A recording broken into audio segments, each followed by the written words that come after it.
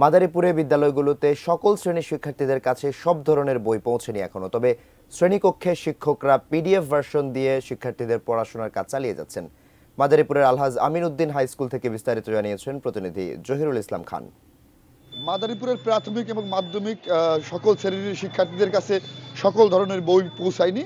ইতিমধ্যে বিভিন্ন স্কুলে কোনো কোনো শ্রেণীতে সকল বই পৌঁছেছে, যেমন মাদারীপুরের আলহাজ আমিনউদ্দিন হাই স্কুলে এখানে ষষ্ঠ শ্রেণীর শিক্ষার্থীরা সকল বিষয়ের বই পেয়েছে।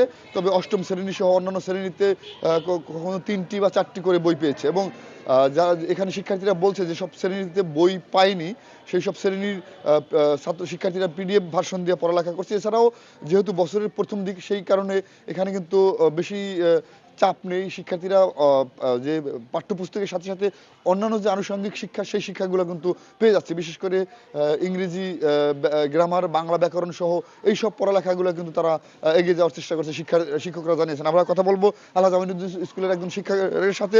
জানাবেন যে আপনারা কি করছেন, বই কি পাওয়া গেছে এবং কি করছেন?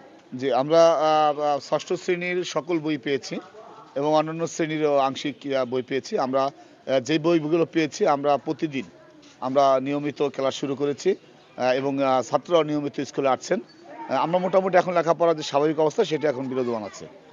তোমাদের কি বইয়ের জন্য কোনো সমস্যা হচ্ছে? বইয়ের পিডিএফ ভার্সন পড়ার ব্যবস্থা কি তোমরা পাচ্ছো? হ্যাঁ, পাচ্ছি। আমরা বই যেগুলো আমরা যে বই পেয়েছি আমরা তা পড়ছি, এবং যা পাইনি তা আমরা পিডিএফ আকারে ডাউনলোড করে পড়ছি। বছরের প্রথম দিক হয় এখানে শিক্ষক এবং শিক্ষার্থীর মধ্যে যে মূল পাঠ্যপুস্তক যে কয়টি পেয়েছে, সেই দিয়ে কিন্তু পড়ালেখার কার্যক্রম স্বাভাবিকভাবে চালিয়ে যাচ্ছে। মাদারীপুর থেকে এই ছিল আমার কাছে সর্বশেষ।